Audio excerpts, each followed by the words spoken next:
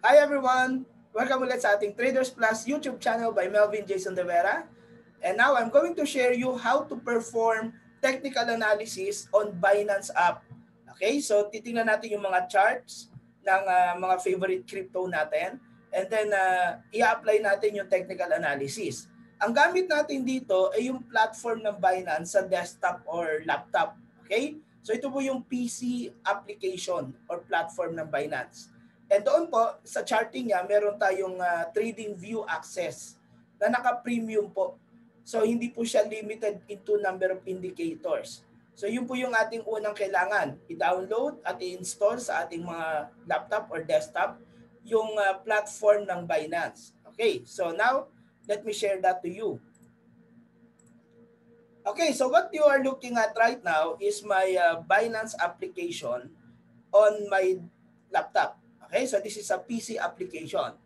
Now, once you're logged in, punta kayo dito sa trade. Okay? And syempre, dahil trade window yan, makikita ninyo yung market watch, no, yung chart, and there's an order book and a place order. Okay.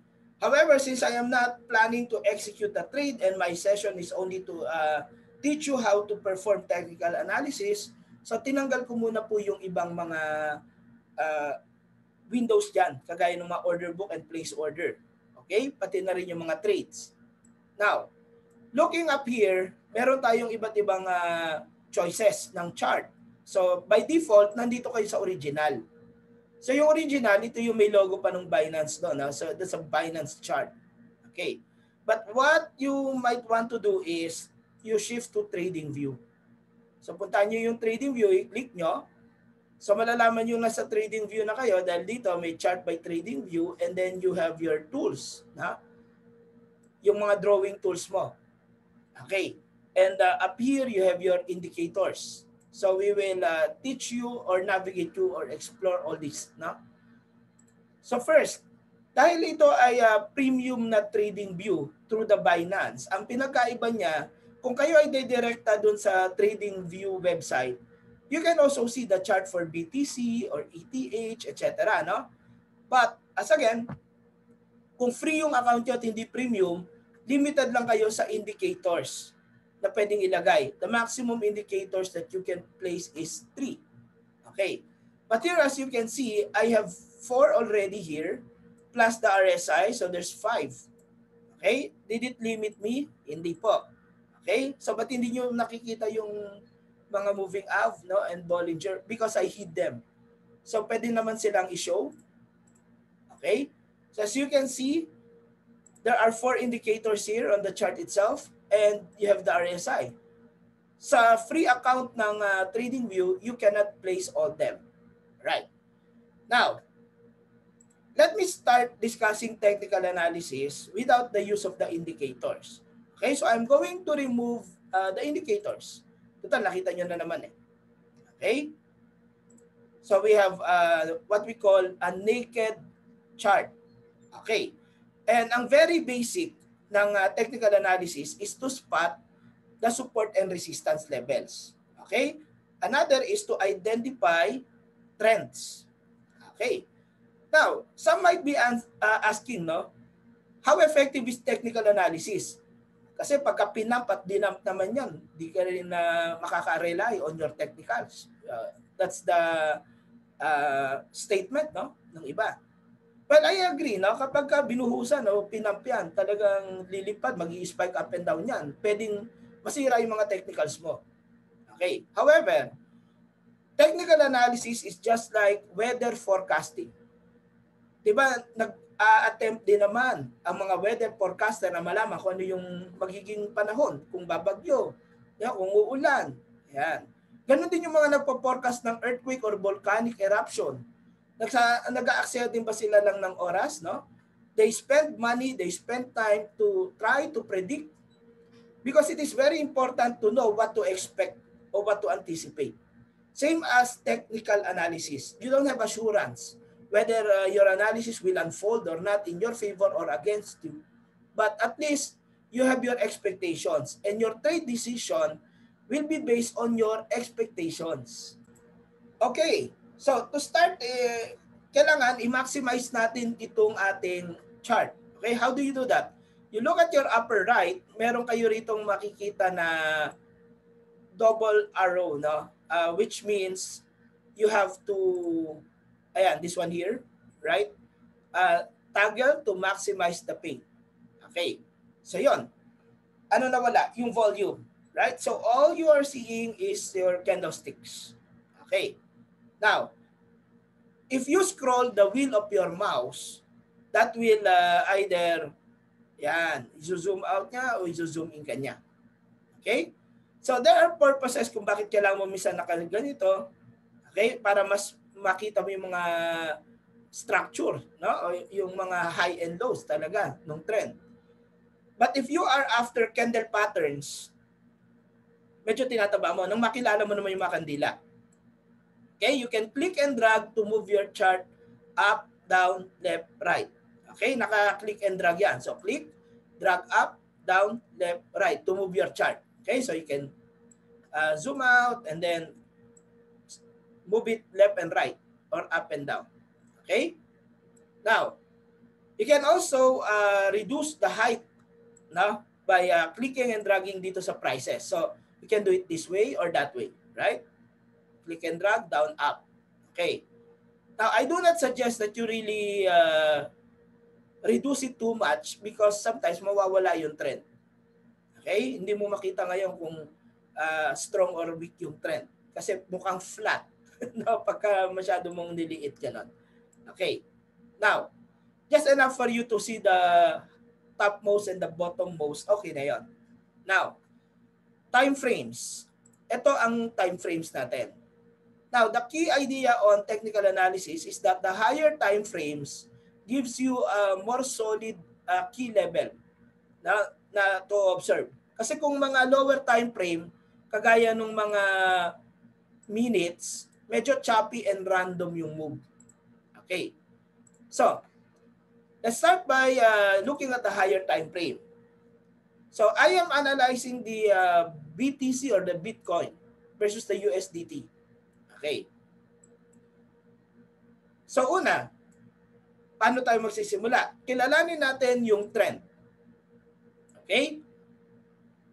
So by looking at the trend here, kita natin. Yan. Are we seeing a trend? Okay. Na nabasag. Yes, we have three types of trends. Remember, uptrend, downtrend, and sideways. Okay.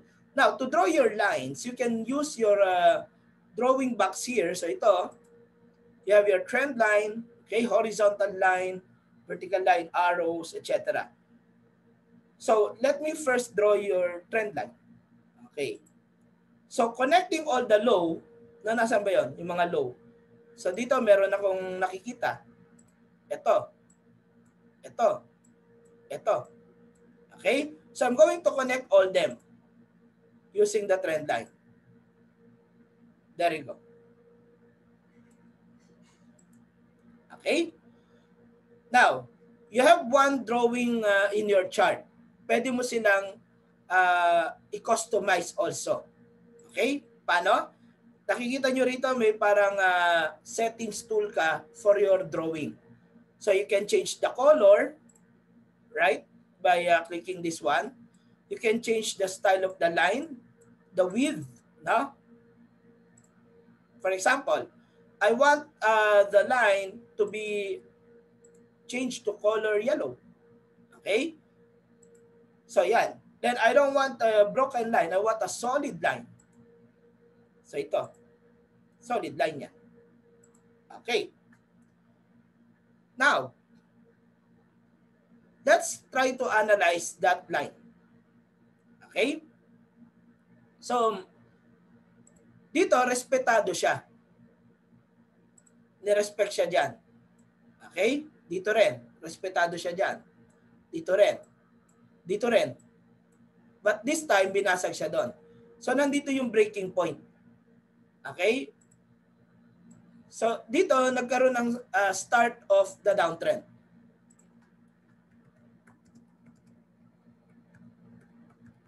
Okay?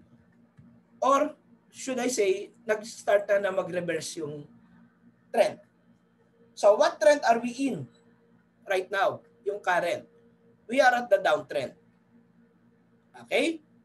Now, nasa kaya ang mga support and resistance?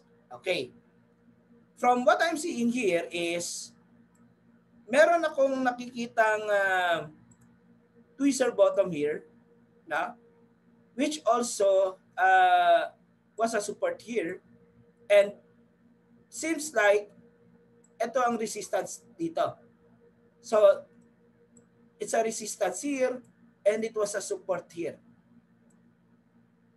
Okay? Now, you can draw as many horizontal lines for your support and resistance. So first, ito resistance. Okay? Then this is a support definitely. Okay? Can we find others? Yes, ito. This was a resistance. Okay? And this is a support. There you go. Okay? Do we still have any? Yes, I can see one more resistance right here. Okay? Which I believe nag-hold yan. Okay? If you can see dito at saka dito sa area na yan. Okay. Now, without removing your drawings, you can shift from the daily chart down to the H4 chart. Yun po yung advisable. Okay? Deductive. So now I'm going to move to the H4 chart. There you go. Okay. So now look at the H4 chart. Nag-hold nga ba yung ating uptrend? Yes, it did. Here, here, here. Ito pa. No? But this time nabasag nga doon. Dito.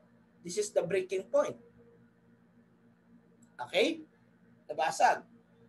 Now, can I draw a downtrend line? Yes, you may. No? So, lakihan mo ito. Okay? Pwede itaas to. Now, I want you to take note of this tip ng candle, tapos i-connect mo siya doon. So, you are going to draw something like that. Okay? Now, bakit sir hindi dun sa daily? Okay, let me show you. Sa daily, hindi applicable yung candle yet right away kasi ongoing siya. Anong ongoing? It's a daily candle. This is for today. And considering na hindi pa tapos yung day, this can change. So, hindi mo alam kung yan ay tip ng trend. No? So, anong tip ng trend? So, kung halimbawa, nag-up tapos nag-down, ito yung tip. Yun yung gusto mong i-connecta dun sa trend line. Okay? So, to be safe, you have to make sure that that is over. No? Tapos na. And yes, this candle here is already over dahil meron ka ng bagong 4-hour candle.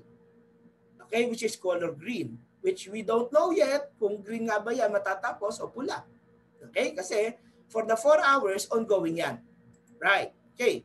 So now, what I'm going to do is, I am going to check my trend line again. Click and strike. Okay. Now, since this is the ongoing trend, pwede kong i-broken line yan. Okay? So, ibig sabihin, ongoing yan. Yung kanina, solid, kasi nabasag na siya. Okay? So now, paano natin ngayon a-analyze to? Okay, ganito. Chances are, your price is currently approaching the or near the trend line resistance. Tawag doon, trend line resistance yan. Okay? Plus the fact na pag lumabas yan dito, it may appear bullish, but it will encounter this. Okay? So, What will be your thoughts? If you want to buy, there are two entries. Okay? One, okay, you can buy on a pullback. Okay, ito yung break. Buy on a breakout. Kasi pag umakyat, buy on a breakout. Two, you buy on a pullback. Okay? Kaya tayo may tinatawag na buy limit. So dito sa Binance, meron tayo na instead of market, you can actually use buy limit.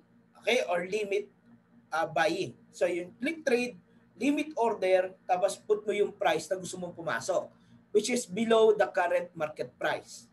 Okay. Saan kaya ito pwedeng mag-pullback? So doon muna tayo sa pullback. Okay? Saan kaya ito pwedeng mag-pullback? From what I am seeing, this can go down all the way here. Okay? And dito ko siya pwedeng i-expect na mag-bounce. Okay. Now, take note, pag nag-bounce yan dito, you have a higher probability. Una, that's a resistance here, which may turn as a support right here. Okay? Pangalawa, the trendline resistance may be broken the moment na nag-bounce yan dyan. So you have now higher chances na umakyat yan, at least pabalik man lang dito. Okay? Now, it may continue to go down up to this point. Okay? So, do not put your stop loss around this area. So, the stop loss should at least be below this area. Okay? Well, dito ka ideally dapat mag-cut ng loss. Okay? So, nasa ng mga take profit level mo kaya, more or less? Well, you can actually use this level to take your profit. Asa ng entry mo? Andito. Through a limit order. Okay? So, let's see your risk-reward ratio. This, from the entry to the take profit, no? Okay? Is your reward. Okay? So, again, from here, that's your reward. And this is your risk. So, medyo makapal. Medyo hindi 1:2, no? 1:1.5 maybe. 1:1.5 or 1:1.25. Okay? Unless if you're going to enter here, no? Kung dito ka magbabay, much better. Kung maantay mo, no? Diyan ka magbay, nang sa ganon, ang loss mo from this point only, pababa rito, okay? And you can enjoy a profit all the way up there. Okay? So, mas maganda yon. Okay. So, ganun po yan. Now, how do you erase your drawings? Madali lang po. You can actually click on one of your drawings and then pag lumabas na yung kanyang parang editing na yung capability mo to edit that, you can just simply click the delete button. Yan. Kaya kung medyo marami ka ng dinro, you can do a right click and remove all objects or remove all drawings. Yan. So, nawala na yung mga drawings mo, malinis na uli yung chart. Okay? So, another that we may actually introduce you is the use of Fibonacci Retracements. Okay. So, Fibo, meron ba rito sa Tradingview? Yes. So, for example, you want to take this high point and this low point here. At hanggang saan kaya ito magre-retrace? No? Saan kaya ito magre-retrace? Ibig sabihin, kung aakyat to, hanggang saan kaya? Bago ulit magre-resume na bumaba. Okay? So, we can use our Fibonacci here at the left, right? So you click this, make choices ka, pitchfork, etc. But here, I'm going to use Fibonacci Retracement. Okay. Now, if you're getting a downtrend, follow the trend from and to. So, ibig sabihin, kung downtrend mula sa taas, pababa. Okay? Dulo-dulo. Now, what are the important levels of your Fibonacci? Okay? So, you have your 38.2, you have your 50, and you have your 61.8. Ito po yung mga best retracement levels. Actually, the best of all is 61.8. Okay? So, ibig sabihin, the chart may actually move up to the 61.8 and eventually retrace. Okay? Or, since nandito na rin siya sa 50, chances are, pwede na rin siyang bumaba. Okay? So, idea, if you want to sell, you can sell here, pero not right away. You can sell on a pullback, and then above the 61.8 will be your stop loss. Okay? And probably, take profit ka na dito. Okay. Now, there's another style, no? Sell on a break. So, kung ito yung 38.2, antayin mo muna siyang basagin niya yung 38.2. Okay? Medyo idediretso ko na yung linya ko. Yan. Ito yung 38.2. So, kapag bumasag siya dyan, tsaka ka pa lang magsesell.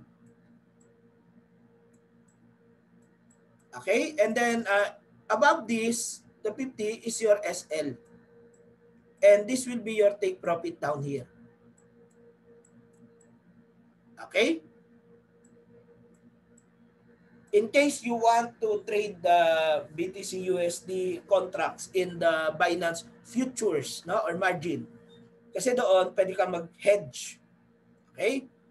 And leverage ka doon. Ingat lang ha, kasi kaya ako nag-i-spot, medyo pang holding ako eh. Doon ako sa spot para pwede ako mag-hold. No? But if you want to be trading like parang sa forex natin, the leverage, you go for the futures and the margin trading. Okay. So I hope this illustrated the use of your retracement. So for me, overall, bearish ako dyan. Okay? Kasi hanggang dito, pwede umakyat, hanggang doon pwede umakyat, bababa yan. Okay? So, malamang mag-aabang ako dyan. Break, tsaka ako magbabay. Okay? Or pullback, bago ako magbabay. Pwedeng ganon. Okay. Now, let's teach you placing indicators. So, tanggalin natin to. Remove drawing tools, no? Okay.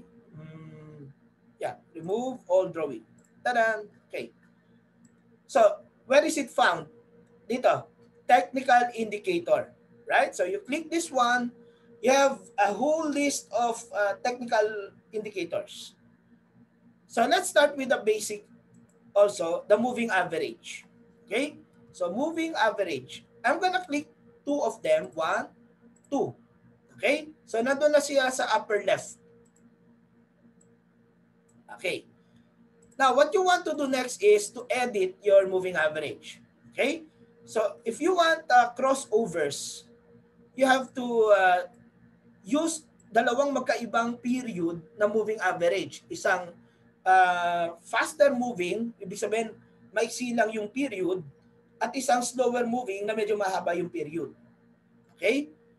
So, you click the settings button here, or the format, no? The gear icon here.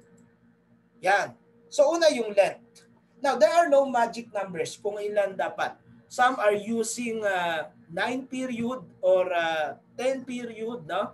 By the way, no, may pinagkaiba rin yan kung MA, simple moving average yan. Pag EMA, that is an exponential moving average. Okay? But I am okay with the simple moving average. And my magic numbers, ako, ang ginagamit ko, preferably, okay, I can use 5 as my short period, no? And this is a faster moving. And I will use, let's say, color red. O yung medyo brighter ng konti. Something like pink. Tapalan natin yan. There. Nakita man lang ba siya? Yes. There. Okay. Then I'll use another, which is 20. Yan. So dapat ibahin ko yung color para ma-identify ko siya. Yan. Now, medyo ang hirap hanapin nung isa ko. So, ayusin ko. Wala bang brighter sa'yo? Yan. There. Now, the idea here is you have to find the crossovers. Okay? So, example, moving back here, ito, nag-cross. Where the MA, okay, there are double crossovers. First, price, crossover. Okay? Sabihin, the price cross above the moving average. Okay? So, yan. Price cross above the moving averages.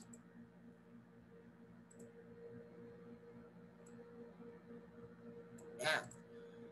Then, the next is your MA crossover. Okay? Wherein your MA5 cross above your MA20.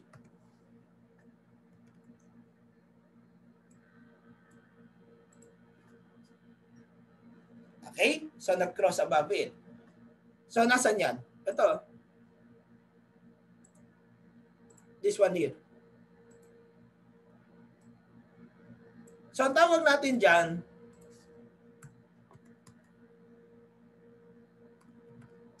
bullish double crossover. Okay? Bullish double crossover yan. Bakit double? You have your price crossover and the MA crossover. And the idea is that it is expected to move up.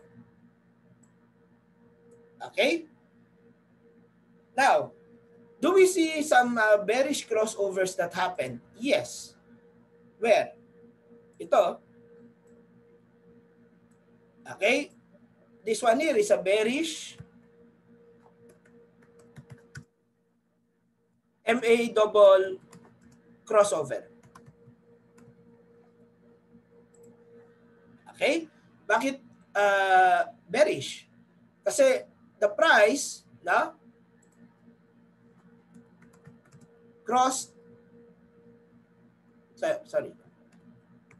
price is below moving averages. Price below MAs. Tapos, the MA5 below MA20. Okay? So, there the expectation is aabante pa yung pababa. And which happened right after the crossovers. So, now the next thing you do is you just simply follow, right? Okay. So, based ngayon, nagkaroon ng bullishness dito, right?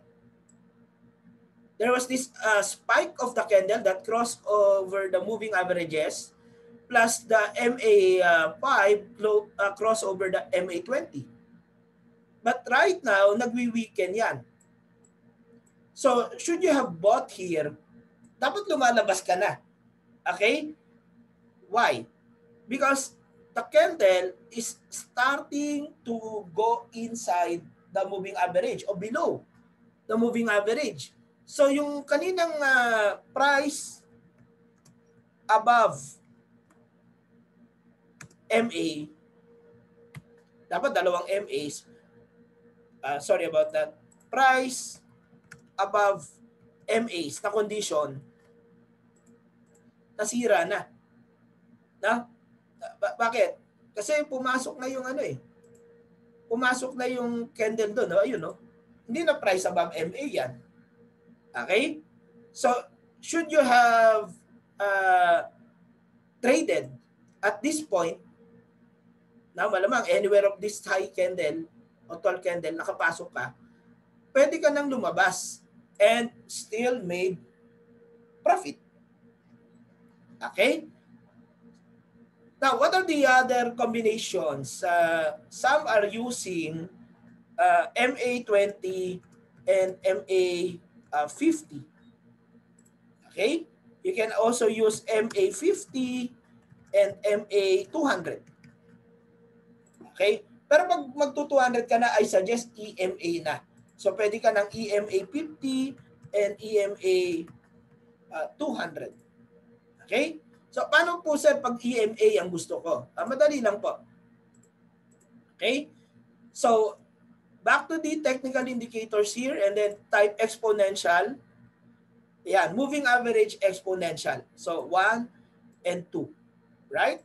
So, edit the first EMA. Let's say this will be your pinkish color. Or yan. Pwede na yan. Okay? Then, the inputs, 50. Okay? There you go. And then the other, okay, will be 200. And yan. So ito, mas long shot to. Okay? Hindi ka kaagad mag-execute. Okay? Right now, is it advisable to enter? No. Because dapat same conditions ka. The shorter period MA above the higher period MA and then price above it. So, let's say here,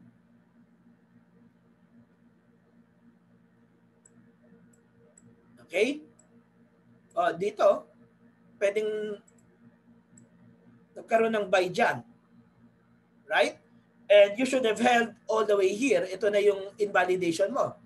So, from here to this point, kumita ka. Okay? So, the use of 50 and 200 is more for longer term. Okay? Then, nagkaroon ng crossover dito. Ito, hindi double crossover to. Price crossover lang. Pero dapat condition pa rin. SMA 50, EMA, is above EMA 200. Then, price. Okay? So, this is buy. Okay? Ayun, no? Diretso ka umakyat. Saan ka naglabas? Well, the moment the candle entered, pwede ka na lumabas. So, nasakyan mo magmula dito, all the way there. Masasakyan mo yung trend. Okay? Even though nagpatuloy ng konti, never mind. Right. Then, where is your another entry opportunity? Right here. Okay? Although, nung umakyat yan, tapos nakaramdam ka ng pagbaba, technically, pwede ka mag-trail stop, right? And then, kinakabahan ka rito, alanganin ka. Pero lumabas siya rito, then pasok ka uli. Okay? So, dito ka uli magbabay. Saan kaya ang labas mo dyan? Ito na. Okay? Dito na. So, magmula rito, hanggang dun. Nasakyan mo yan. Okay? Right now, meron pa ba tayong opportunity? Well, dito nagkaroon ng bearish crossover. Diba? So, mukhang ongoing pa yan, yung pababa. Although the price managed to cross the MA50, but the price is not yet crossing your MA200 o EMA. Okay? So, ito yung 200 eh. Hindi pa. Okay? The price is there. Baka nga malamang malakas yan pababa. So, what will tell you na okay nang bumili? Kailangan tumawid yung price dito sa EMA 50 mo. Hindi pa na bumili. Mag-sell. Okay? Ibig sabihin, entry of sell. Pwede yan. Okay? Tapos sa stop loss, above dito. So, ito yung sell, ito yung SL mo. Yan. Stop loss mo na yan. Okay. Pag buying, kailangan itong pink, na palitan ko yung color, pink, this pink line has to cross the blue line. So, dapat ganito maging itsura niyan. Yan. Tapos, dapat yung candle lumabas din doon sa, okay? Yan. Pagka ganyan na, palitan natin kulay. Yung brighter. Kasi dark yung background. Yan. Then, pwede ka nang mag-buy. Okay? Tandaan nyo, medyo late yung entry ng buy ha, kasi laging indicator si moving average. So, tipong dito siya nag-cross, pero dito ka pa makakabili. Okay? Now, let's use some oscillators. Okay? So, yung oscillator, yung RSI, let's say, or the MACD, andito yan sa baba. Okay? So, punta tayo sa MACD, MACD. Andun siya sa ilalim. Now, if you want to edit the format, yes. Format. Let's say the MACD line, I want a brighter color like this and a little thick. The signal line also thick, pero something like pinkish white. Okay? And then the histogram, I want them green. Also a little thicker. So that's how it will look like. Okay?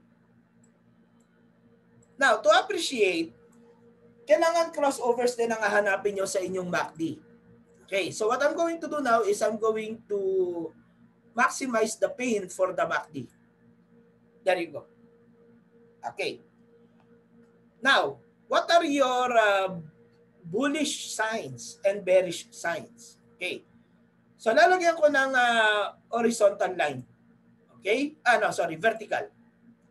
So, I'm going to put a vertical line here. Okay, let's format this one.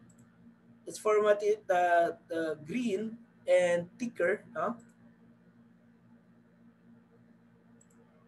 Yan. And then I'm going to put a red line here. Okay? Sandali lang po. Alright, so this line here, gagawin natin tong red. Okay? So, ano ang indication natin? This is my buying point and this is your selling point. Okay. So, what makes me buy dito? Kasi the MACD nag-cross over sa signal line. So, where's the MACD line? The blue one. Right? So, yung blue, this is the MACD. Okay? And your pink is your signal. Okay? So parang MA crossover din. Pero the MACD has to be above the signal line, which is the one here. Right? Okay. Then in terms of your histogram, from the zero line, ito yung horizontal niya, from below, tumatawid paakyat. No? So pag yun ang mga yung mga coincidences mo. So, condition 1 pala, condition, nag-cross yan. Condition 2, ito nagko-cross. Then, you can buy. Right? Conversely, kapag nag-cross din yung MACD sa signal pababa, at tapos nagko-cross din ito pababa, you can get out. Okay? Now, let's take a look kung consistent yan, ha? Okay, so, I'm going to repeat here, is my selling point and I'm going to put here a buying point. Okay? So I'm gonna change the color to green. Yan. So ngayon, titingnan natin yung areas na yan, ha? So anong gagawin ko ngayon? Ibababa ko. Okay? And now, I'm going to check in the chart. Right? So I'm going to spot nasan yung buy. Yan. At ito rin. At ito ngayon yung mga sell natin.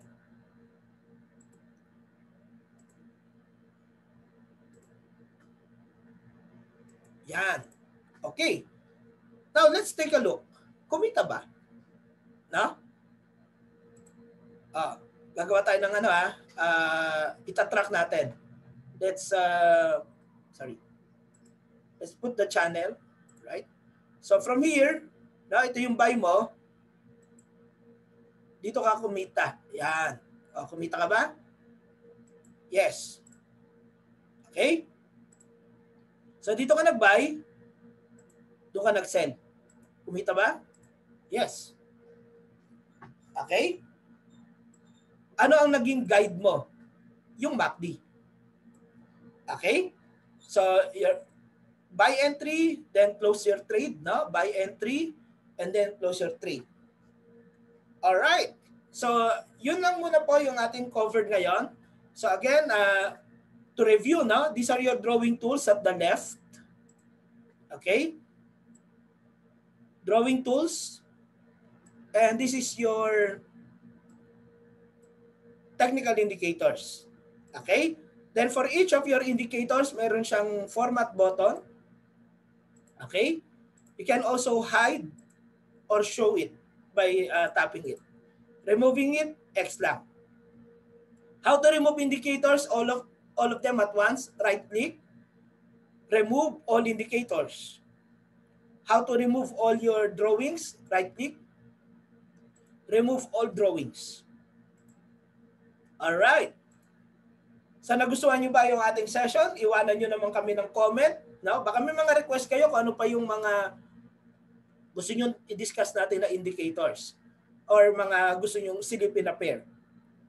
So right now, happy trading everyone. Thank you for watching us. Give us a thumbs up if you like the video. Subscribe to the channel. Thank you and goodbye.